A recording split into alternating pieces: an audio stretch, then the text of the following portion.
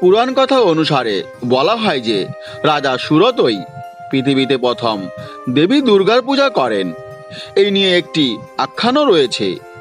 চন্দ্রবংশীয় সুরত ছিলেন একজন সুশাসক রাজা। কোনো এক যুদ্ধে শত্রুদের কাছে পরাজিত হয়ে বনে চলে যান তিনি। তার দুরবস্থার সুযোগে তার ওই অমাত্যরা রাজার ধন সম্পদ ও রাজ্য অধিকার করে নেয়।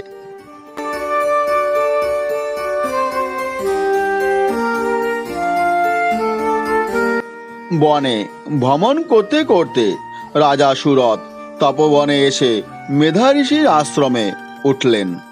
আশ্রমের জীবনযাপন সাধারণ মানুষের মতো নয়।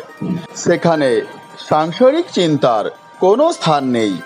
কিন্তু সেখানে গিয়েও ঋতরাজ্যের ভালো মন্দের চিন্তায় রাজা সুরত সব সময় মগ্ন থাকতেন।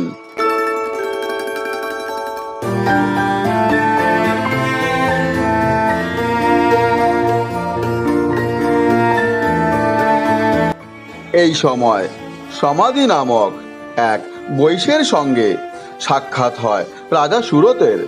তার সঙ্গে আলাপ করে জানতে পারলেন যে বৈশ্যের স্ত্রী পুত্র তার সর্বস্ব অধিকার করে তাকে পরিত্যাগ করে। নিজের স্বজনদের দ্বারা প্রতারিত হলেও তারও মন স্ত্রী পুত্রের জন্য সর্বদা চিন্তায় মগ্ন থাকত।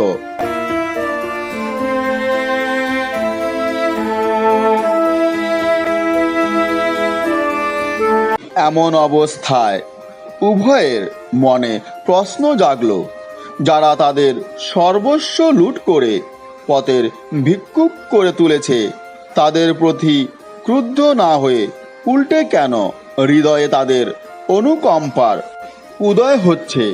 কেনই বা এমন হচ্ছে?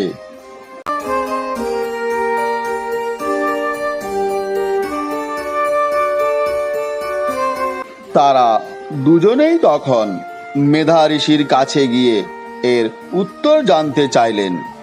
ঋষি তখন এক এক করে চণ্ডীর দেবী মাহাত্ম্য সংক্রান্ত কাহিনীগুলির উল্লেখ করে বললেন যে পরমেশ্বরী শক্তি মহামায়ার প্রভাবেই এমন হচ্ছে।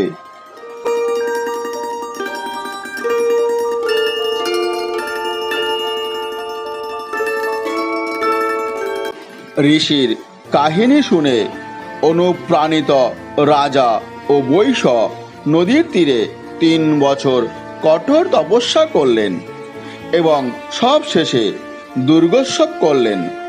তবে রাজা সুরত ওই পুজো করলেন বসন্তকালে, শরৎকালে নয়। দেবীর বরে রাজা সুরত হারানো রাজ্য ফিরে পেলেন এবং বৈশ্য সমাধি তত্ত্বজ্ঞান লাভ করলেন।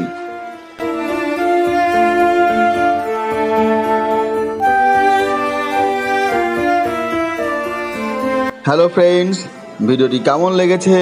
যদি ভালো লেগে থাকে তাহলে অবশ্যই লাইক, শেয়ার এবং কমেন্ট করবেন।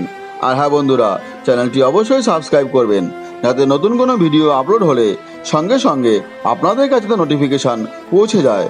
ভালো থাকবেন বন্ধুরা, দেখা হবে পরবর্তী ভিডিওতে। আজকের মতো এ পর্যন্তই।